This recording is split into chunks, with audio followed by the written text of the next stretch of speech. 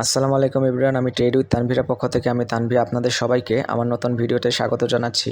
এখন আমি আপনাদেরকে আইটি সেক্টরে এই ক্যাটাগরি একটি শেয়ার নিয়ে আলোচনা করব। শেয়ারটি হচ্ছে ইজেন অর্থাৎ ই জেনারেশন লিমিটেড। শেয়ারটি বর্তমানে কালেকশন লেভেলে রয়েছে, যে কোনো সময় এখান থেকে উপরের দিকে উঠে যাওয়ার সম্ভাবনা রয়েছে। সো চলুন কথা না বাড়িয়ে মূল ভিডিওতে যাওয়া যাক। ইতিমধ্যে আমার চ্যানেলে অনেক অ্যানালাইসিসমূলক ভিডিও রয়েছে, আপনারা চাইলে আমার চ্যানেল থেকে সেই ভিডিওগুলো দেখে আসতে পারেন, অথবা এই ভিডিও ডেসক্রিপশন বক্সে আমি লিঙ্কগুলো দিয়ে রাখবো, চাইলে সেখান থেকে আমার ভিডিওগুলো দেখে আসতে পারেন। আমার ভিডিওগুলো যদি আপনাদের সামান্য উপকার আসে তাহলে অবশ্যই আমার চ্যানেলটি সাবস্ক্রাইব করে দেবেন। তাহলে চলুন কথা না বাড়াই মূল ভিডিওতে যাই। ই জেনারেশন আইটি সেক্টরে এই ক্যাটাগরি একটি শেয়ার। এর পেইড অ্যাপ ক্যাপিটাল রয়েছে ৭৫ কোটি টাকা, মার্কেট ক্যাপ রয়েছে ১৭৭ কোটি টাকা, অথরাইজ ক্যাপিটাল রয়েছে ১০০ কোটি টাকা। এর লং টার্মের লোন রয়েছে মাত্র ২,৪০,০০,০০০ টাকা, শর্ট টার্মে লোন রয়েছে ৪,৪০,০০,০০০ টাকা। এর রিজার্ভে রয়েছে ৮১,২০,০০,০০০ টাকা। কোম্পানিটি ২০২১ সালে ডিএসসিতে লিস্টেড হয়েছিল। কোম্পানিটির ডাইরেক্টরদের হোল্ডিং রয়েছে ৩০.০৭% শেয়ার, ইনস্টিটিউটে হোল্ডিং রয়েছে ২৩.০২% শেয়ার, ফরেনে হোল্ডিং রয়েছে ০.৫৩% শেয়ার এবং পাবলিকের কাছে রয়েছে সর্বমোট ৪৬.৩৮% শেয়ার। অর্থাৎ পাবলিকের কাছে টোটাল ৩,৪৮,০০,০০০ শেয়ার রয়েছে। কোম্পানিটির পি রেশিও ২৮.৭৮, ইপিএস রয়েছে ০.৮২ টাকা। এর ন্যাভ রয়েছে ২৩.০৩ টাকা। এর টোটাল শেয়ার সংখ্যা রয়েছে ৭,৫০,০০,০০০ শেয়ার। কোম্পানিটি গত ৫২ সপ্তাহে এর সর্বোচ্চ প্রাইস ছিল ৫৩ টাকা ৫০ পয়সা, আর এর গত ৫২ সপ্তাহে অর্থাৎ এক বছরে কোম্পানিটির সর্বলোয়েস্ট প্রাইস ছিল ২০ টাকা ৯০ পয়সা। বর্তমানে কোম্পানিটি ২৩ টাকা ২৪ টাকা আশেপাশে চলছে। সো বলা যায় যে কোম্পানিটি তার সর্বলোয়েস্ট প্রাইসের কাছাকাছি চলছে। এই গেল কোম্পানিটির ফান্ডামেন্টাল অ্যানালাইসিস। এখন চলুন আমরা কোম্পানিটির টেকনিক্যাল চার্টের দিকে চলে যাই। এটি হচ্ছে কোম্পানিটির টেকনিক্যাল চার্ট।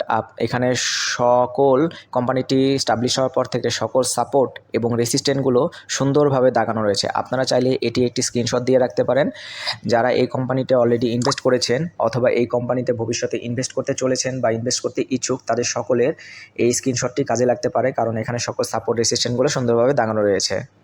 তো এখান থেকে দেখা যাচ্ছে যে ২০ টাকা ৯০ পয়সা এই কোম্পানিটির সর্বলোয়েস্ট প্রাইস ছিল। সো এটি হচ্ছে কোম্পানিটির সর্বলোয়েস্ট অর্থাৎ সর্বশেষ সাপোর্ট। তো সর্বশেষ সাপোর্ট দেখা যাচ্ছে যে ২০ টাকা ৯০ পয়সা থেকে ২১ টাকা ২০ পয়সা রেঞ্জের একটি সাপোর্ট রয়েছে, সর্বলোয়েস্ট সাপোর্ট এটি। মার্কেট ভালো থাকলে পরবর্তী সাপোর্টটি হতে পারে ২৩ টাকা ১০ পয়সা থেকে ২৩ টাকা ৮০ পয়সা রেঞ্জের মধ্যে। বর্তমানে এই জোনেই মার্কেটটি অবস্থান করছে। সো এখান থেকে যদি মার্কেট আরও ভালো হয়, আরও উপরের দিকে উঠতে পারে, তাহলে এর পরবর্তী যে সাপোর্টটি রয়েছে সেটি হচ্ছে ২৬ টাকা ৫০ পয়সা থেকে ২৬ টাকা ৬০ পয়সায় ১০ পয়সা রেঞ্জের একটি সাপোর্ট রয়েছে। এটি সমসাময়িক একটি স্ট্রং সাপোর্ট বলা যায় এবং এর পূর্বে কোম্পানি স্টাবলিশ হওয়ার পর থেকে এটি ছিল সর্বলোয়েস্ট প্রাইস, কিন্তু সমসাময়িক ২০ টাকা ৯০ পয়সা পর্যন্ত নামে, কিন্তু এটি পূর্বের লোয়েস্ট সাপোর্ট ছিল বা লোয়েস্ট প্রাইস গিয়েছিল এই পর্যন্ত। এই জন্য এই ২৬ টাকা ৫০ পয়সা থেকে ২৬ টাকা ৬০ পয়সা রেঞ্জে যেই সাপোর্টটি বা রয়েছে সেটি স্ট্রং লেভেলে একটা সাপোর্ট। কিন্তু বর্তমানে এখন যেহেতু সাপোর্টের নিচে প্রাইস অবস্থান করছে, সো এটি এখন বর্তমানে স্ট্রং একটা রেসিস্ট্যান্স জোন হিসেবে কাজ করবে। কারণ আমরা জানি যে প্রাইস এখন বর্তমানে যেই প্রাইস রয়েছে সেই প্রাইসের নিচের সকল প্রাইসগুলো হবে সাপোর্ট, এবং সেই প্রাইসের উপরের সবগুলো দাগানো অংশগুলোই হবে রেসিস্ট্যান্ট হিসেবে কাজ করবে। সো বর্তমানে যেহেতু প্রাইস রয়েছে ২৩ টাকা ২৪ টাকা লেভেলে, সো এই ২৬ টাকা ৫০ পয়সা থেকে ২৬ টাকা ৬০ পয়সা লেভেলে যেই স্ট্রং জোনটা রয়েছে এটি হচ্ছে বর্তমান প্রাইস লেভেলের জন্য স্ট্রং একটা রেসিস্ট্যান্ট জোন।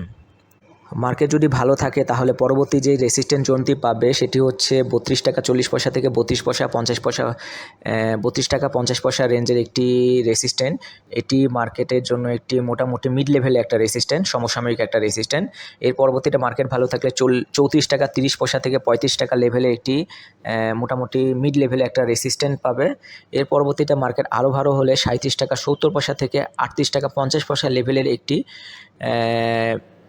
মোটামুটি মিড লেভেলে একটা রেসিস্ট্যান্ট পাবে। এর পরবর্তীতে যেই সমসাময়িক যে স্ট্রং একটা রেসিস্ট্যান্ট পাবে সেটি হচ্ছে 40 টাকা 40 পয়সা থেকে 41 টাকা 20 পয়সা রেঞ্জের একটি রেসিস্ট্যান্ট জোন। যদি মার্কেট আরও ভালো হয় তাহলে পরবর্তীতে যে রেসিস্ট্যান্ট জোনটি পাবে সেটি হচ্ছে 43 টাকা 50 পয়সা থেকে 44 টাকা 20 পয়সা রেঞ্জের একটি রেসিস্ট্যান্ট জোন পাবে। এটি একটা স্ট্রং লেভেলের রেসিস্ট্যান্ট জোন। এখানে অনেক এই লেভেলের রেসিস্ট্যান্ট জোনটা অনেক স্ট্রং লেভেলে বলা যায়। এটি পার করা অনেক ডিফিকাল্ট হবে কোম্পানিটির জন্য। যদি মার্কেট আরও ভালো হয় তাহলে পরবর্তী যে রেসিস্ট্যান্ট জোনটি পাবে সেটি হচ্ছে 46 টাকা 60 পয়সা রেঞ্জের একটা মিড লেভেলে একটা রেসিস্ট্যান্ট জোন। মার্কেট যদি আরও ভালো হয় তাহলে আরেকটা স্ট্রং একটা রেসিস্ট্যান্ট জোন রয়েছে সেটি হচ্ছে 51 টাকা 50 পয়সা থেকে 52 টাকা 30 পয়সা রেঞ্জের একটা স্ট্রং রেসিস্ট্যান্ট জোন। মার্কেট যদি আরও ভালো হয় তাহলে মার্কেট পরবর্তীতে 57 টাকা থেকে 57 টাকা 70 পয়সা রেঞ্জে একটি স্ট্রং লেভেলের রেসিস্ট্যান্ট জোনে বাধা পাবে। এটিও আরেকটি স্ট্রং লেভেলের রেসিস্ট্যান্ট জোন। এর পরবর্তীতে মার্কেট উপরে এটি যদি ব্রেক করে উপরের দিকে উঠে তাহলে মার্কেট অনেক দূরে উঠতে পারে। এটার কোনো রেসিস্ট্যান্ট জোন দেওয়া যাচ্ছে না। তাহলে এই কোম্পানিটির সকল সাপোর্ট এবং রেসিস্ট্যান্ট জোনটি আমি বলে ফেললাম। আপনারা চাইলে ভিডিওটি পজ করে বা ভিডিওটি বারবার শুনে বারবার দেখে আপনারা সাপোর্ট এবং রেসিস্ট্যান্ট জোন সম্পর্কে আইডিয়া নিতে পারেন। কারণ আমি এখানে কিছু স্ট্রং এবং কিছু মিড লেভেলের সাপোর্ট এবং রেসিস্ট্যান্ট জোনের কথা বলেছি। আপনারা চাইলে সেই জোনগুলো মার্ক করে রাখতে পারেন, কারণ স্ট্রং জোনগুলো অনেক স্ট্রং হয়। যাই হোক, আমি অনেক দিন পর একটা নতুন শেয়ার নিয়ে আলোচনা করলাম। আমি আসলে টাইম পাচ্ছিলাম না এবং মাঝখানে আমি অসুস্থ ছিলাম। আমি সামনে আরও অনেক ভালো শেয়ার নিয়ে এবং ফান্ডামেন্টাল শেয়ার সাথে সাথে যেই শেয়ারগুলো ভলিউম বৃদ্ধি পাচ্ছে বা যে শেয়ারগুলো উপরে উঠে যাওয়ার সম্ভাবনা অনেক রয়েছে সেই শেয়ারগুলো সম্পর্কে আমি সামনে আরও নতুন ফান্ডামেন্টাল এবং টেকনিক্যাল সাপোর্ট সহকারে ভিডিও দেবো ইনশাল্লাহ। তো আমার চ্যানেলটি অবশ্যই সাবস্ক্রাইব করে রাখবেন এবং আমার ভিডিওগুলো শেয়ার করে রাখবেন যাতে আপনারা সহজে আমার ভিডিওগুলো বের করতে পারেন। তো আজকে এ পর্যন্তই। তো সামনে নতুন ভিডিও দেখার আমন্ত্রণ রইল। সবাইকে ধন্যবাদ।